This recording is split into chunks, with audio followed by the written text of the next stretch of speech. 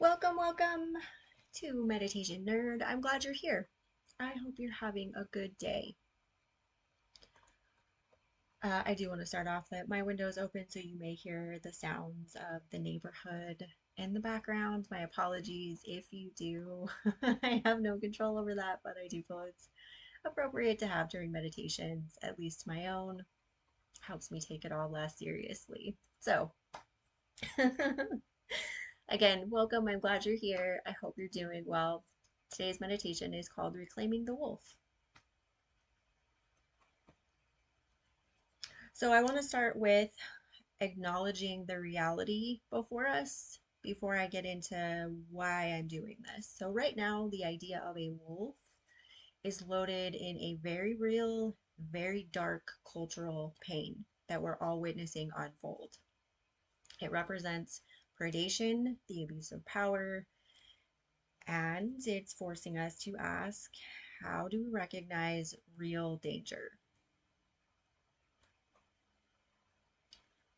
Part of the issue, at least as far as I can see, is that we've been taught incorrectly. We've been taught to spot the wrong quote unquote monsters, look for the wrong quote unquote villains. Okay, we're taught to fear the ugly, the poor, the unhoused, the outsider, because they're different, right? This is a fairy tale caricature as we're learning. This makes us blind to the predators in the elegant suits, the ones who are using charm and power to operate in plain sight. Now, this is not a practice to excuse these behaviors. This is not a practice to look away from what's happening. This meditation is meant to be the opposite. This is a way for us to see the whole story, to not settle for the fairy tale caricature, to not settle for the simple label. Now, sometimes the simple label is true. I'm not trying to say dig deeper when there's no need to. Okay, this is where the discerning perception perspective comes into play. This is meant for us to look at the whole story so that we can identify who the true predators are to protect ourselves and each other. It's about, again, questioning the simplistic labels to honing our intuition to the genuine, the legitimate, the sincere threats that are around us. So we learn to discern the difference between someone who is simply different and someone who is truly dangerous. These are not the same thing. So I want to do that by reclaiming the story of the wolf and, by extension, reclaiming our own power so that we can see clearly so we're no longer fooled. So let's go ahead and dive in a little bit deeper. What am I even talking about? Well, when I was younger, I read a story about the three little pigs. I'm sure a lot of you have as well. This story happened to be told from the perspective of the wolf. It is still one of my favorite stories. I absolutely adore this perspective. It has been something I think about regularly to remind me that I don't know everything. Sometimes I don't have the full story. What seems to be ugly, what seems to be inappropriate, what seems to be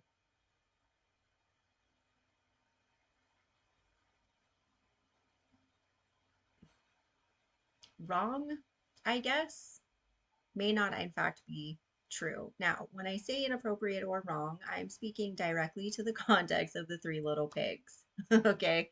I am not speaking to the current political horrificness unfolding. That's not what I'm talking about. Okay?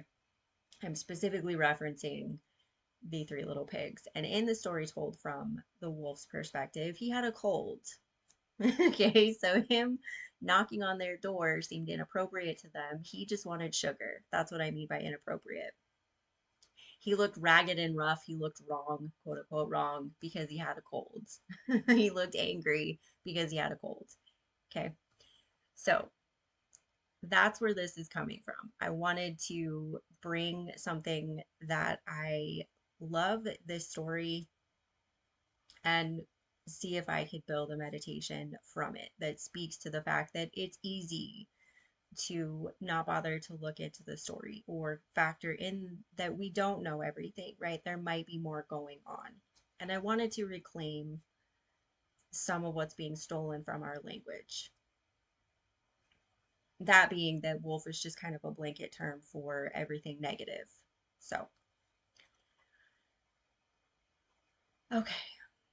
Sorry, I'm just collecting myself here. I don't want to rush through this, and I don't want to overstate anything. I do want to keep this firmly grounded in the fact that this is about personal empowerment. Okay, it's not about blindness. It's not about telling an additional story to cover an original story. It's none of that. This is mostly to expand outward, to look a little deeper so that we have internal sovereignty, that we're engaging our critical thinking skills. We're using our meditative practice where it's truly going to elevate us, where it's truly going to liberate us. Not to excuse, not to go blind, none of that, right? It's to expand outward. It's so that, again, we are building the inner sanctuary and we're doing it with critical thought, critical inquiry. Okay, so bringing this back to the big bad wolf. So, as I just alluded to, what if he wasn't just big and bad? Okay, so as I said in the story I read, he had a cold. What if he was just hungry or lonely? So, this meditation is an invitation for all of us to find the wolf story in our own lives, the parts of us that we're are villainizing, the perspectives we're ignoring, and to breathe some space around them. Okay, so now let's begin. All right. I want you to, okay, we're going to tune in a little bit. So bring your hands into prayer pose, bring them to heart center, close your eyes, inhale. And as you exhale, I want you to see the breath clearing the space around you. Inhale, exhale, clear the space around you. Allow your body to be lighter. Inhale, exhale, clearing the space to see what we're not acknowledging. Okay. So, from this comfortable seat, however you're choosing to find your comfortable seating this evening, or afternoon or morning, wherever you are in your day, start by feeling the support beneath you.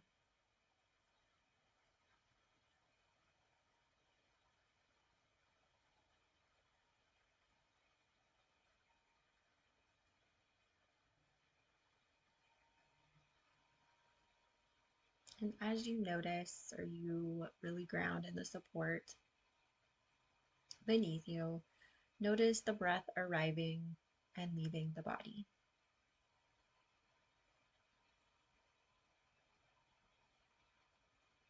And no need to change it, just arriving as we are. And yes, if you're feeling scattered, welcome. If you're feeling disjointed, welcome. I'm feeling a bit spacey, welcome. All of it is welcome here. So we're going to take a few moments to let the story of the day fall away. Noticing the breath, feeling the support beneath us, and the sounds of your neighborhood.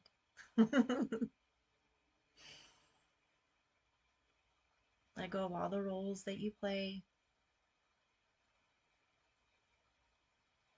Inhale, exhale.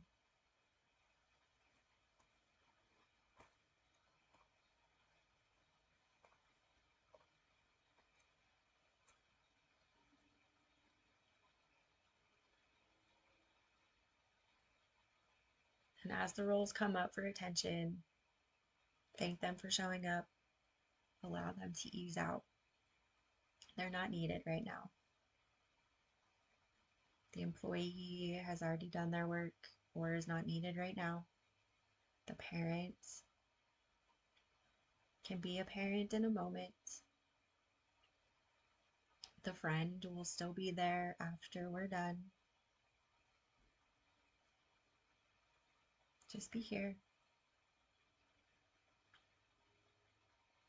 Right now, you're stepping into being a conscious being, present with your breath.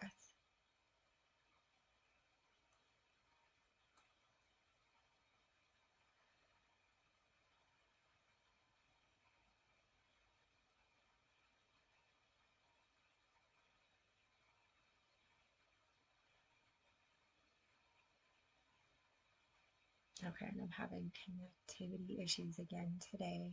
My apologies if the image is grainy or the audio is a little bit wonky. OBS says it's fine. YouTube is disagreeing, so my apologies. It does look like we're still live, so I'm going to continue forward. And as we continue forward, I want you to gently bring to mind a recent moment of difficulty. And I'm going to use my connectivity issues. That's been a pretty big source of stress for me. Now, it doesn't have to be huge. It's a moment of irritation, it's a flash of insecurity, minor conflict. The connectivity issue brings up a very large feeling of insecurity. Yours could be something you were cut off in traffic. Maybe you made a small mistake at work. Maybe you just felt envious of people you saw on social media.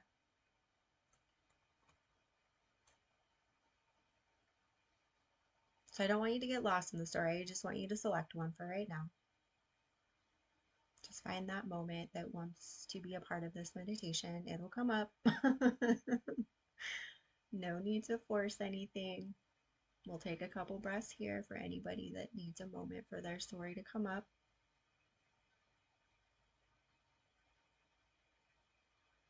This is our space. We'll take as long as we need. All of it's welcome here. So just breathe. And if anybody's impatiently trying to rush to the next thing, maybe that's what you need to focus on. Just breathe. Could be that you just need this moment to allow yourself to slow down and be here with us. Okay. So once you've got the moment that would like to be a part of this meditation, I want you to just notice the story that immediately formed around this event. So for example, I see the suggestion come up on YouTube. It's gray. Panic sets in. Oh my God, the stream's gonna fall. The image is gonna be grainy. The audio's gonna just plummet. I look at OBS and everything's green. That looks pretty solid. There's no issue. The two things are not connecting. That can't be good. What's wrong with that? Why don't they connect? How is it not the same? How are they disconnecting? How is one saying it's green and the other is gray? This story, as it unfolds for you, I just demonstrated my own. This is the pig story, right? It's clear, it's simple, it's often judgmental, right? It's a very judgmental narrative. What I just laid out was pretty judgmental. I mean, it's pretty clear, it's pretty simple, right? Panic. It's all gonna fall apart. Ah! Right? Okay.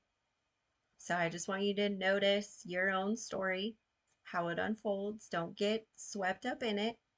Just we're looking at the highlights here. We're kind of looking at the edges, right? We're seeing how we're forming these stories. And I want you to ask what your label is. What's the label that you're applying to it? Is yours judgmental? Is that the label you're using? Is maybe yours is harsh? Maybe yours feels natural. Maybe Yours feels quote unquote appropriate, right? I made a mistake at work, therefore there's a punitive response. Okay, that's what I mean. So, what's the label that you're applying? Or in the case of the traffic jam, that guy's a jerk. Maybe you say you're incompetent when you make a mistake, right? Those are the labels. Or if you're anything like me and you see people online and you're like, oh my God, their life looks amazing. I am a mess. Okay, that's another label, right? It's another label that we're applying. Okay, so just take a moment, notice what your labels look like. Don't get lost in them. Keep your focus on the support that's underneath you, the incredible breath that sustains you, and just allow these to unfold as they normally would.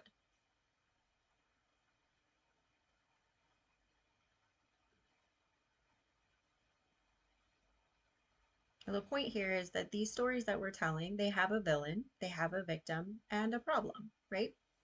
We're just running through it in our head. We just haven't labeled it, oh, villain, victim, problem. Well, not everyone's labeling it that clearly. We're just noticing this without judgment. We're acknowledging it here in this space. It's perfectly fine. It's perfectly safe here to acknowledge this, to see what's happening, to spend time with how our story is unfolding.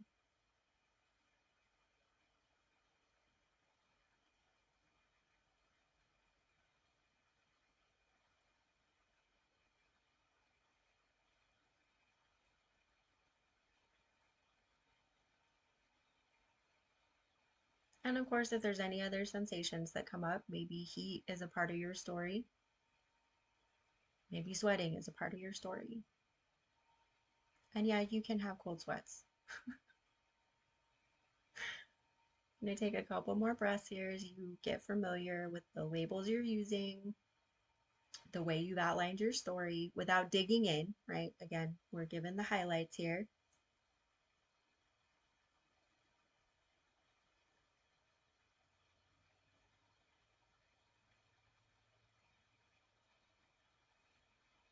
One more breath, inhale, exhale. Okay. Now I'm going to ask you to step into a very courageous moment with me here. I'm going to ask you to step into the wolf's perspective. By that I mean, I want you to imagine, if you can, this the story from the other side. Can you hear the story from the other person's side? So we're flipping it here, right? We're going to step into the wolf's shoes. So mine's going to be a little more challenging. I kind of regret with using a digital aspect here. Let me have a second with mine to see if I can come up with the wolf story for a digital. I don't know how to become a computer.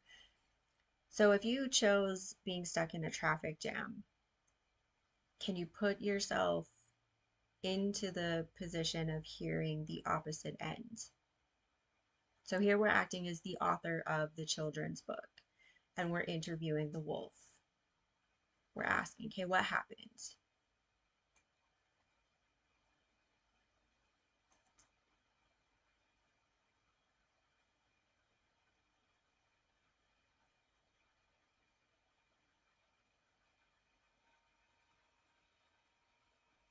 So if, again, you chose someone else, such as a traffic jam, if the villain, quote unquote, was someone else, okay, can you imagine a reason, a context,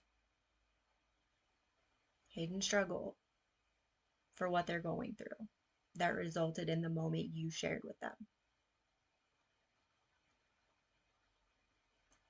So in the example of the traffic jam, maybe the driver that cut you off was rushing to a sick child, a sick parent. Maybe they were sick themselves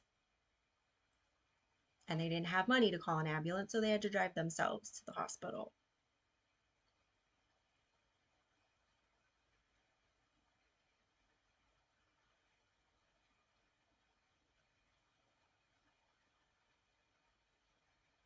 Maybe in the context of my computer, it's just overloaded and it can't handle all of what I'm asking it to do.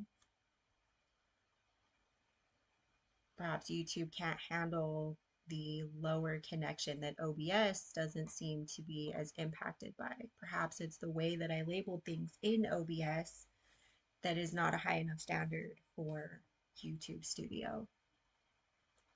So that's why I'm seeing the difference between the two.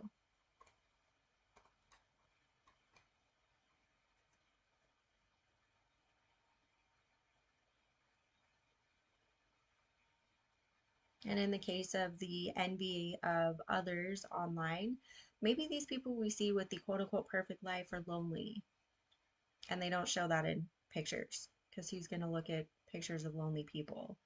It's supposed to be perfect, right? It's supposed to be cultivated, curated. It's a museum of art, right? Now, you don't have to believe any of this is true. That's not the point of this. This is not about believing a news story.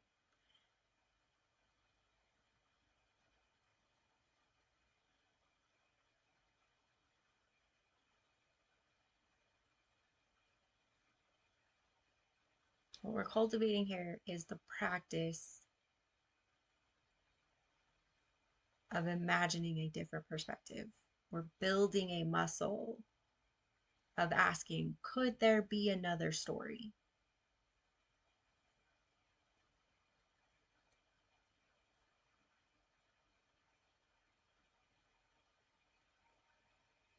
And if you chose something that's personal, don't worry, we're coming to you next. This is just for people that chose something outside of themselves, like I did with the digital.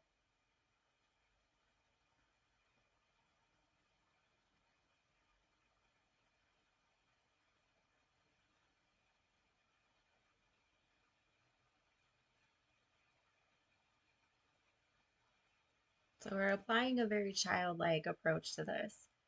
Why? Right? Kids ask a million questions. We as adults are trained not to.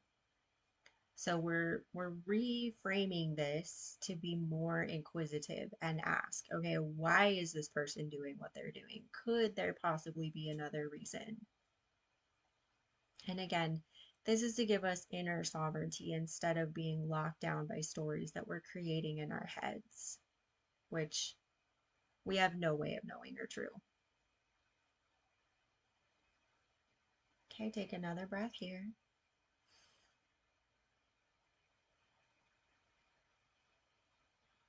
Okay. Now, this is the second more challenging aspect. If you chose a villain, quote unquote, that's part of yourself. I actually had an experience with this earlier. So the voice that says I'm incompetent, I'm not good enough, I'm unqualified. What if that isn't the whole truth?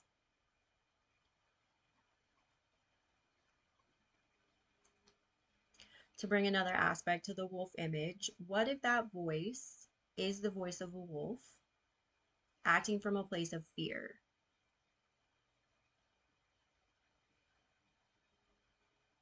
So, in the case of the story, he was sick. He was reaching out from a place of sickness and needing community, needing help, right? What if your voice is reaching out from a place of fear? Again, to expand the story of the wolf itself, right? From big bad to multitudes, like all of us have.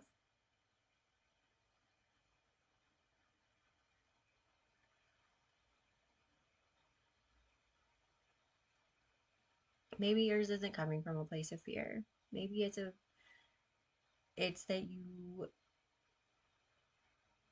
maybe you feel angry. I would argue that anger is actually based in fear, but that's another topic. And maybe this is stemming from a desire to belong and be safe. Maybe you don't feel good enough. So breathe in to the space around the harsh story that you've told yourself, okay? Don't go into the story, like don't burrow into the story. Breathe to expand out. Inhale, exhale. If you've rounded, inhale, bring that beautiful heart up. Exhale. No, this is not an act of repression. Please don't bury the story.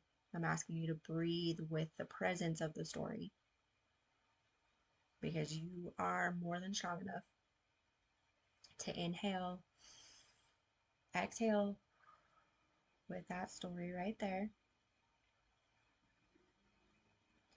And I want you to look and see if there's a more compassionate or at least more complex story that's going on.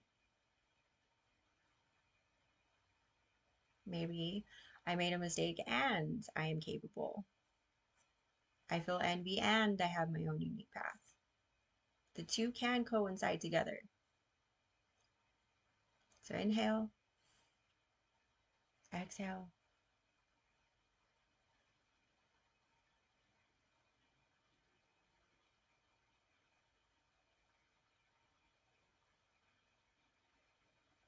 And perhaps it's I made a mistake and I need more sleep. I made a mistake and I forgot to eat lunch, right? Maybe there are other aspects to this that contributed to what took place or the moment that's coming up to be a part of the meditation. And yes, you do deserve compassion, so please offer that to yourself here. If you do that with your breath, perfect.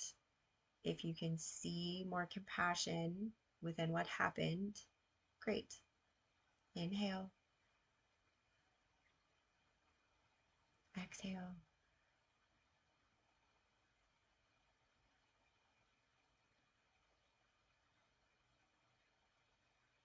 And notice what's happening in your body as well. Are you rounding down to protect your heart?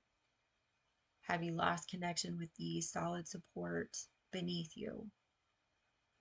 Inhale, bring that big, beautiful heart up. If you rounded, firmly ground back into the support that's underneath you currently, right here, right now, that has not left you. Roll those beautiful shoulders. Sometimes we need a little bit of movement to allow that space, right? To allow that compassion to move up and out, or up and around, or up and through. Inhale, exhale.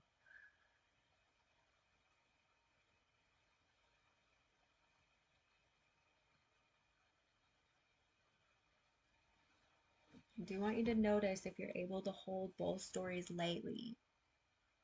And it's like holding a coin and seeing both sides, right? Because these are two sides of the same coin.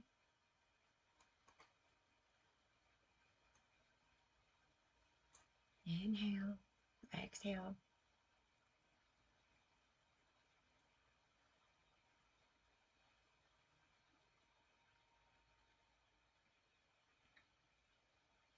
So inhale, acknowledging the first simple story. That was frustrating. I made a mistake. My system can't handle the setup that I have. Now I want you to breathe out, making space for the wider, more nuanced story. And I don't know the whole picture.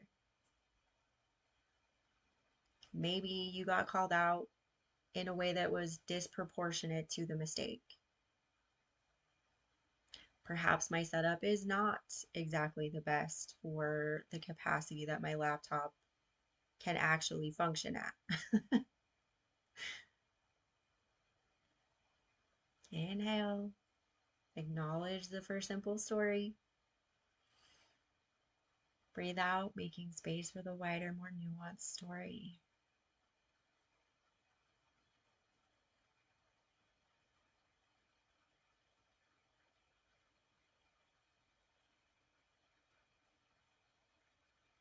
And the goal here is not to place or is not to replace one story with another. It's to realize and allow for no single story contains the whole truth. And the truth is spacious enough to hold multiple perspectives. When we interact with each other, we're sharing a moment within a broader context, right? Some of us see more of that context, others, it's just that flash.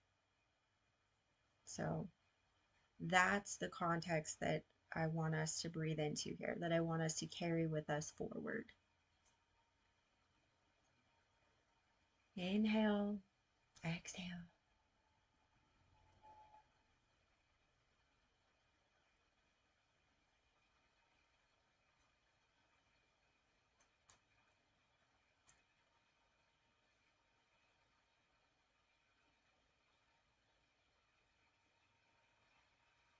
And we're just lightly holding both stories. You don't need to cling to one or the other. And this, again, is not about believing in either or. This is about acknowledging that both can hold space within you, that the truth can contain both. They can contain multiple perspectives.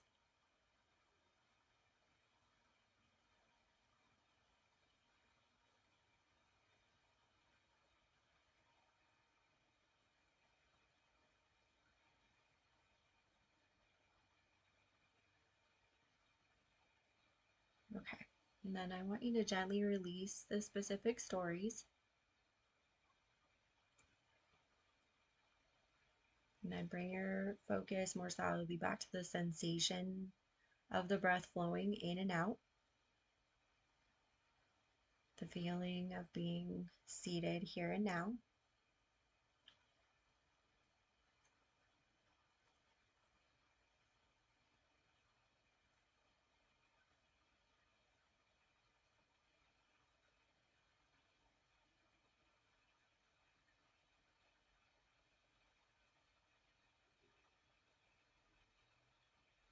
And I want you to carry this question with you.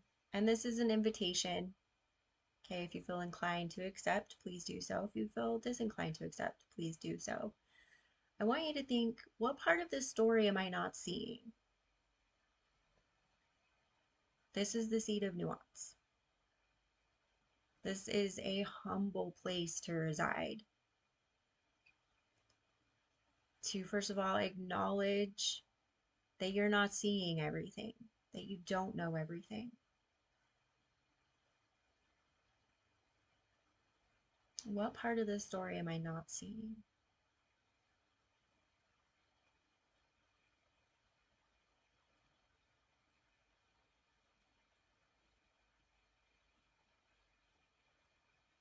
And then when you're ready, gently open your eyes, bringing this more flexible, curious awareness back into the room.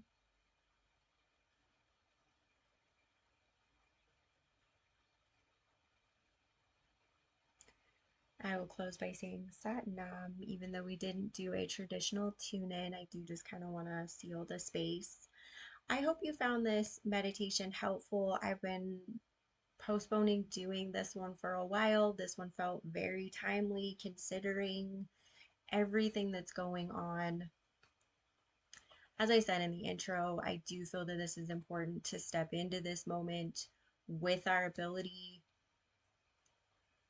to look at the entire story again, not to hide, not to run, not to pretend it's not happening, to ensure that we're stepping into the story from a place of inner sovereignty, that we are actually engaging in this conversation to ensure that the full story comes out, that we are getting all of the information, and holding space within us of what part of this am I not seeing? How much of this am I unaware of? That to me is just good practice day to day, because we only have our one tiny perspective. So I felt this was very important to bring this to our awareness. As I said earlier, this helps us protect ourselves, our loved ones, to change our perspective on what we're missing. So, again, I hope you found this helpful. Feel free to Leave your comments below, and I will see you next time.